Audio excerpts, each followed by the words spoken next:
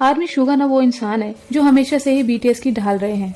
और आप लोगों ने ना शायद ही कभी शुगा को रोते हुए भी देखा होगा। वो हमेशा ही मुस्कुराते रहते हैं। पर एक बार इंटरव्यू में शुगा ने के-पॉप आइडल के रूप में अपने कठिन अनुभव के बारे में बताया था आर्मी, जिसको सुनकर ना आप भी बहुत ज्यादा इमोशनल हो जाओगे। तो आर्मी शुगा उस इंटरव्यू में बताते हैं कि जब मैं 17 साल का था ना, उस टाइम पर मैंने एज अ ट्रेनी अपना कैरियर शुरू किया था।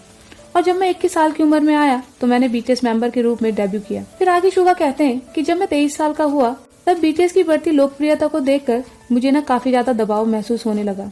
और उस टाइम पर मुझ पर काफी ज्यादा कर्ज भी था जो मुझे अभी चुकाना था।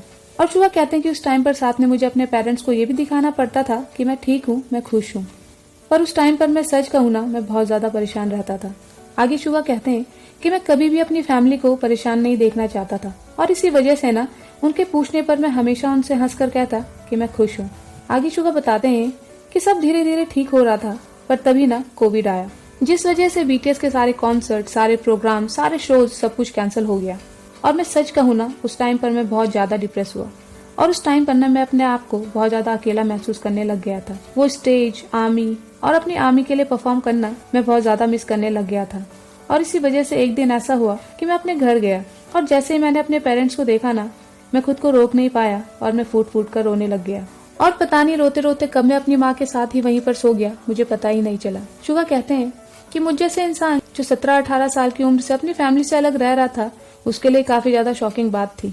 और आर्मी बीटीएस मेंबर की यही बातें ना हमेशा दिल को छू जाती हैं और यही प्यार, यही बातें बीटीएस को सबसे अलग भी बनाती हैं। आर्मी शुगा ने ना अपनी लाइफ में बहुत ज्यादा स्ट्रगल किया है।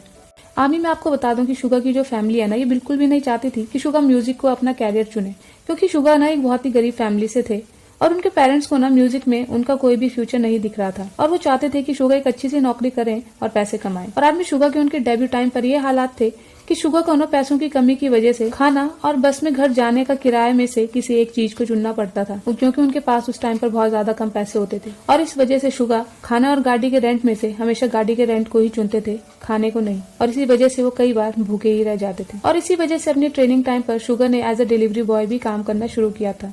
और इस टाइम पर ना उनका एक एक्सीडेंट भी हुआ था जिससे उनके कंधे में चोट लग गई थी। और इस बात को उन्होंने किसी को बताया भी नहीं, क्योंकि उनको डर था कि कहीं उन्हें ग्रुप से बाहर ना निकाल दिया जाए। तो हमें इस बात से पता चलता है ना कि बीटीएस मेंबर किस तरीके के ट्रॉमा, किस तरीके के डिप्रेशन से गुजरकर आज इतने सक्सेसफुल हो पाए हैं। और इसी स्ट्रगल की वजह से ना बीटीएस का हर एक मेंबर इतने ज्यादा सक्सेसफुल होने के बाद भी ना इतने ज्यादा अच्छे हैं कि वो कभी भी अपनी कमियों को ना छुपाते नहीं हैं, बल्कि उनका डटकर सामना करते हैं। और बीटीएस का एक दूसरे से प्यार और उनका साथ ना उनको ऐसा करने में हमेशा ही मदद करता है। तो आमी, ये थी शुगा के स्ट्रगल की वो बातें जो उन्होंने खुद एक इंटरव्यू में बताई थी। तो आमी, आप शुगा के इस स्ट्रगल के बारे में क्या कहना चाहोगे, मुझे कमेंट करके जरूर बताना। और वीडियो अगर अच्छी लगी हो तो like and subscribe my channel.